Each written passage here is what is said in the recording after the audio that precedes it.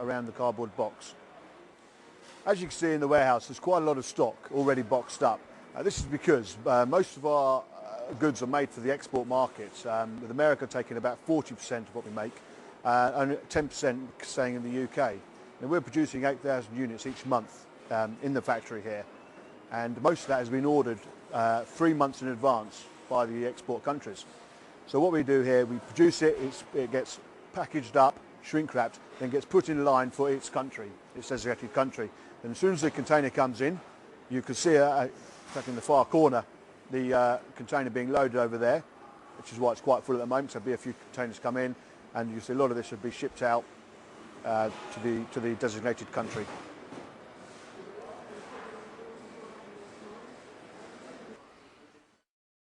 Up here above the lobby, we've got a small museum. It's got some of our older amplifiers in it and some more interesting pieces. We've got some others which we keep stored away because there's lack of room in here.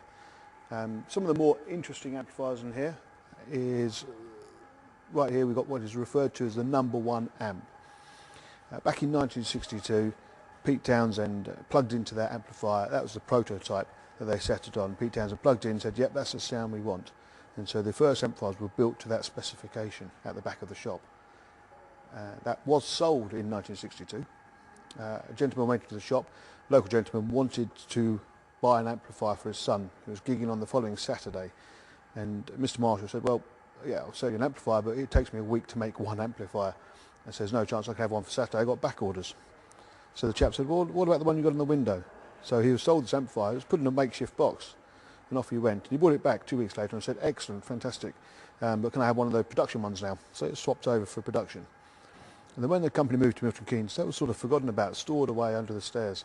And it wasn't found until they moved to the first factory on this site. And they found that and said, oh yes, that's that #1 amp. Since then, there have been a couple of offers for it from some of the well-known guitarists, which have all obviously been turned down because it means more to the company as a historical piece. We've also got a couple of pictures in here of, you've got a very early shot of Mr. Marshall on the drums.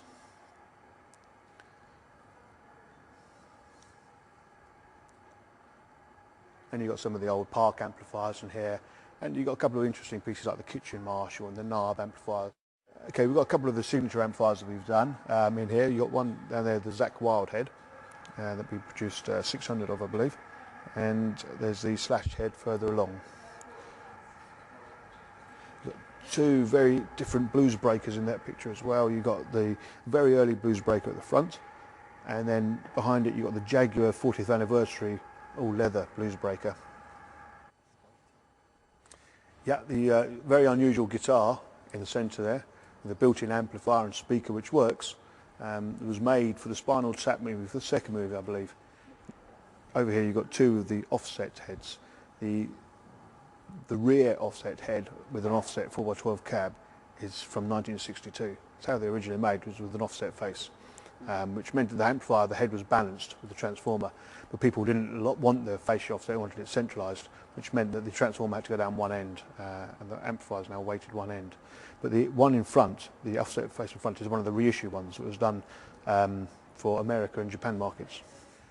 Okay, well, thank you very much for having a look around the factory. I hope you enjoyed it. Thank you for showing the interest in Marshall amplifiers. We're very proud of what we make. We're proud of the quality of Marshall amplifiers and speaker cabinets. If you need to know any more information, you've got a website you can have a look at, which is www.marshallamps.com, and through there you can email the company with any questions you have.